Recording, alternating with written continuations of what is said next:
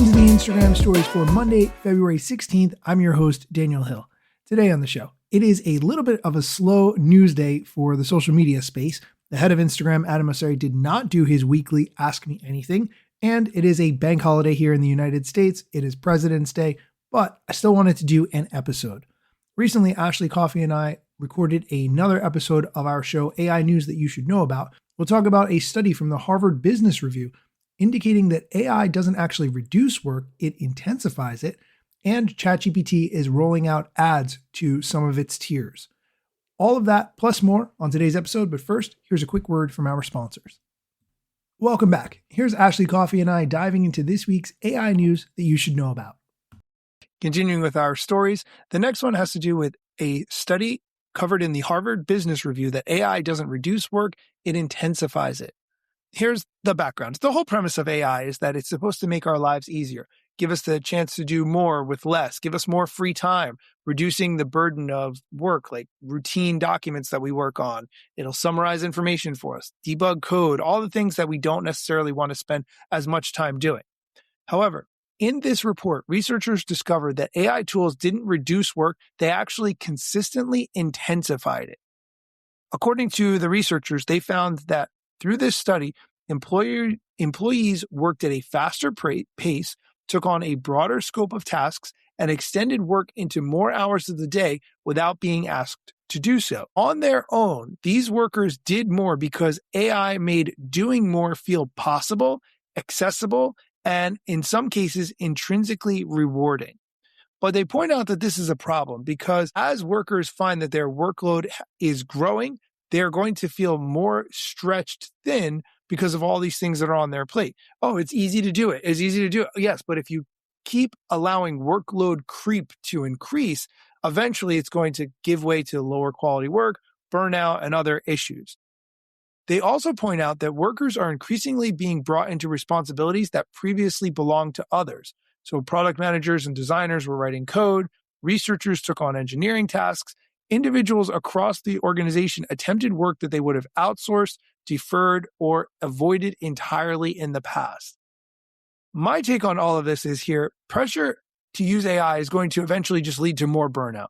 And growing forever, just adding to your skills and doing things more and more different tasks, eventually you're going to burn out. It's not sustainable. The only thing that can grow forever, I mean, really, that's like the definition of cancer, right? Like cancer grows forever until it kills its host. So that's a little dramatic, but the point is taking on all these extra skills isn't necessarily a straight line of benefit. Ashley, what are your thoughts?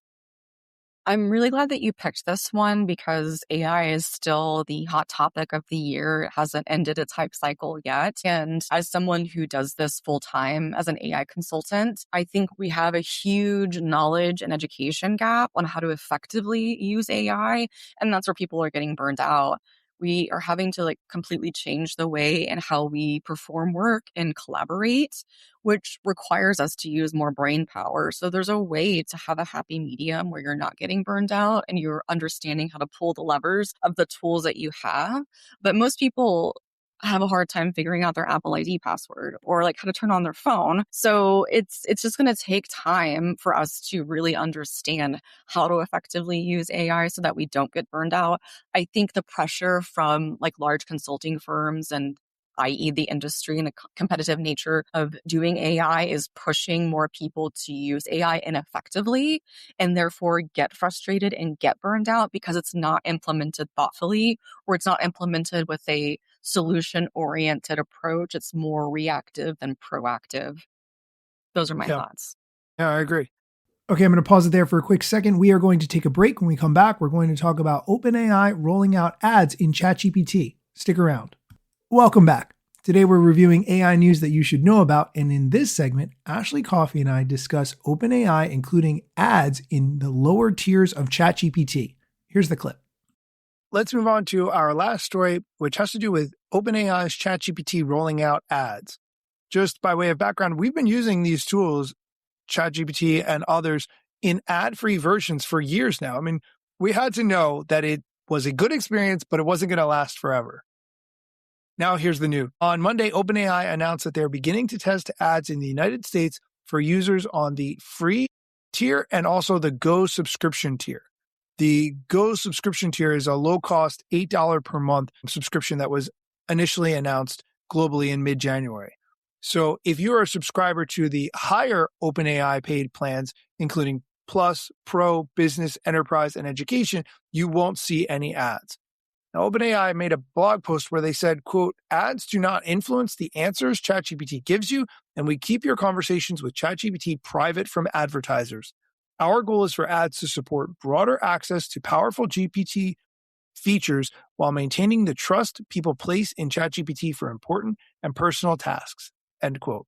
So my take here is, and similar to what we saw with social media apps, we don't pay for those for the most part. Someone might pay for verification or whatever, but they're flooded with ads, and we've come to accept that as normal, whether you agree with it or not, and I certainly don't.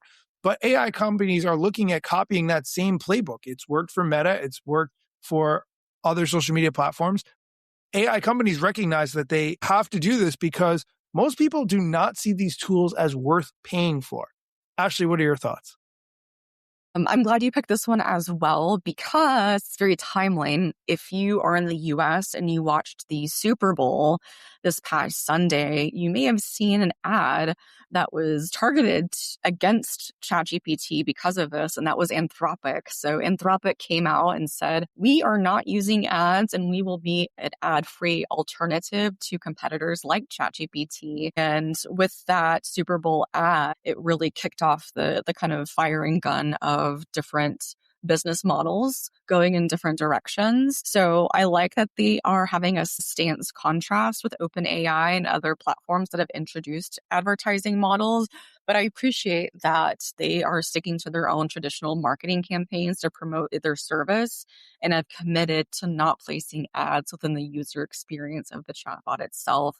Because if you have any experience in e-commerce or selling things online, you know there are so many levers that happen behind the scenes just to get in front of a customer. There's a lot of competition that happens to win the buy button when you buy something on Amazon. It's not all created equal, and that makes me feel like it will not be created equal in OpenAI because people, if they know the right levers to pull, can become that first product placement or advertisement that comes in. So it's really changing the game here, and I hope that it leads to authenticity and not just the continuous slop of bot reviews and low-tier, low-level influencer reviews that really just aren't a review. It's just a pay-to-play. So those are my thoughts. Yeah, I appreciate the quote that OpenAI said where they tried to explain that ads won't influence the answers that ChatGPT gives you. And when I read that, I thought about Amazon. And I think we've talked about this before, where the search results on Amazon are not organic. Those are paid. We're seeing we're seeing products that people have paid to ensure they're at the top of those search results. How long until ChatGPT does something similar? It might not be exactly the same, but there's a shopping integration, right? There's a lot of opportunity for advertisers to market to you based on what you typed into ChatGPT. And I can't see that it wouldn't happen that way in the near future. I agree. And to also add to that, we don't have any policy or legislation to kind of create a framework for equal playing field. So that needs to also come quickly before we take a next step. Absolutely. That is it for our AI news that you should know about this week. Okay, that is it for today's episode. Come back next time for more social media news, strategy, and other things you should know about. Yeah, let's get it. The year was 2013. You posted your first pic and you're glad your post got seen. Your friends liked it too, but what you didn't know is what posting on that platform would do. Taking all your time and attention, doom scrolling. Also, let me mention, you gotta post on every platform, putting content on every set just to conform. Likes gave you validation and you got hooked. Now engagement is down, you feeling overlooked. Hey, keep coming back for more podcasts. And find me on Instagram at Daniel Hill Media.